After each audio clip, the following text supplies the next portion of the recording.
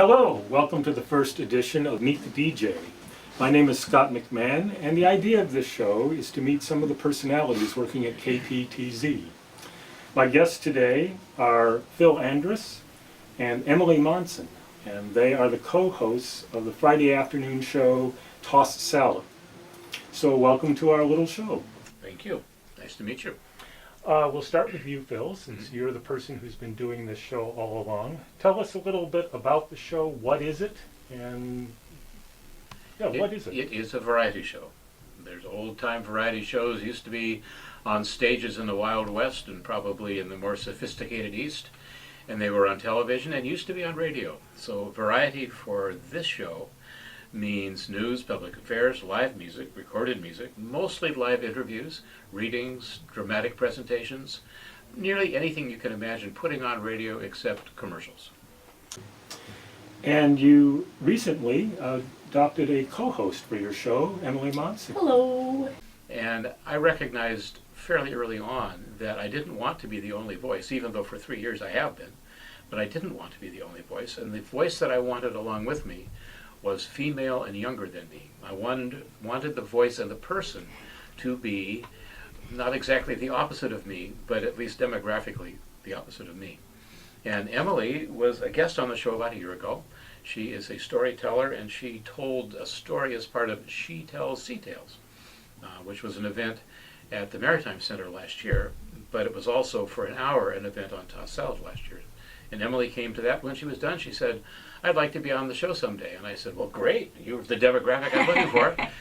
And then she vanished for 6 months. This is true. Because she went away to work on the East Coast, or wherever you worked then. It was the East Coast.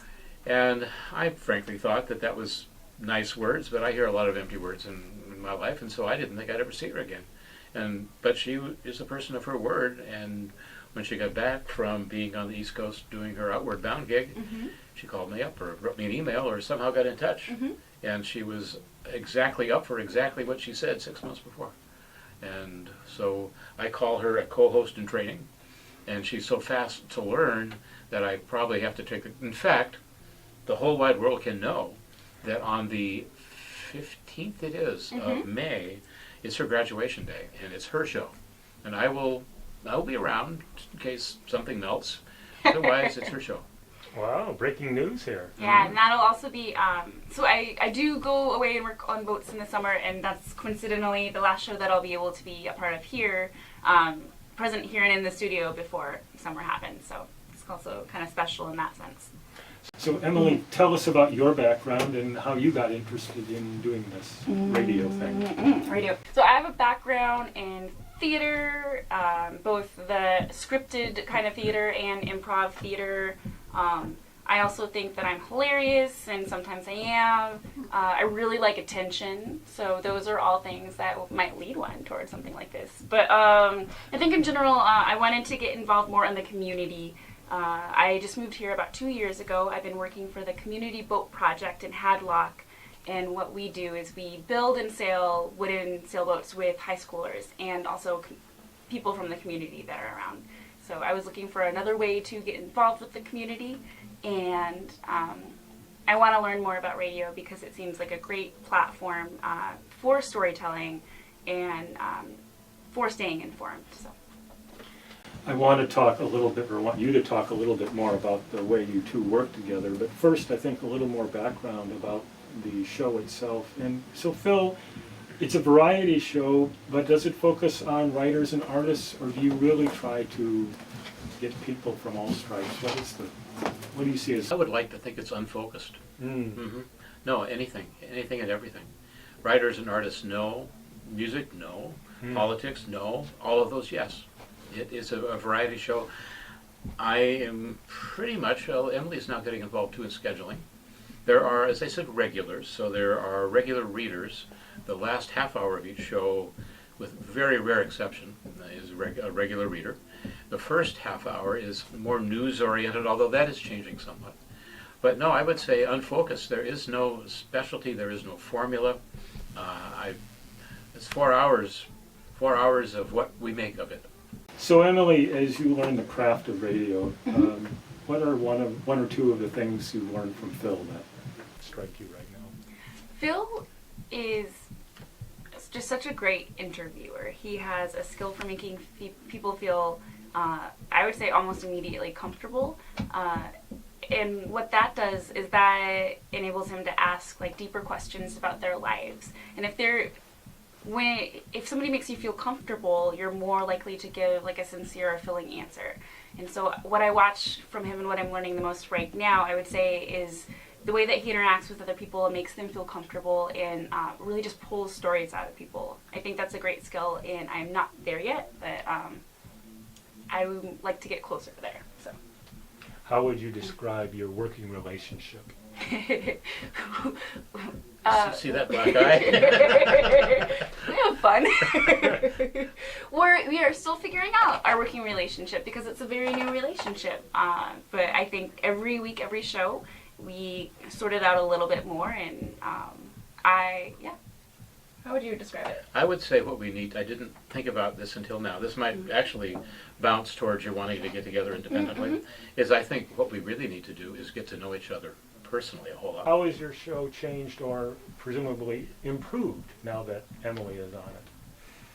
I think that it's more likely that there's laughter, right? I think that there are more surprises for me. I think that I ask a certain kind of question looking for, not a certain kind, but maybe a range of information and responses, and Emily's working in other directions sometimes. Her background is more factual, more scientific. My background is a lot of literature, a bit of psychology, and so my interests perhaps are more personal. Between the two of us, I think we can learn more from the people who come on the air.